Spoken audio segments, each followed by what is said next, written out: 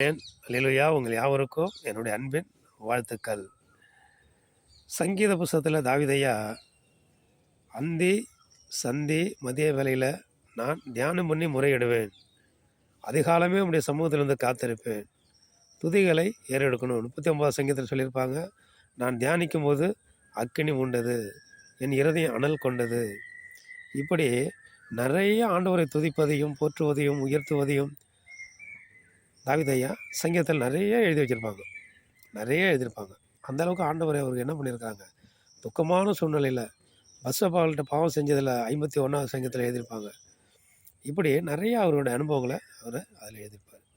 அப்படியாப்பட்ட தாவீதையா ஆண்டவரை இப்படி பாராட்டி துதித்து உயர்த்தி மகிழ்ந்து ஆராதித்த தாவீதையா 2 சாமுவேல் 11ஆம் அதிகாரத்தில் படித்து பார்த்தீங்கன்னா, சாயங்கால வேலையில் நம்மளாம் இரவு படுத்து காலையில் எழுந்திருவோம். அப்படி தான் எல்லோரும் இருந்திருப்பாங்க.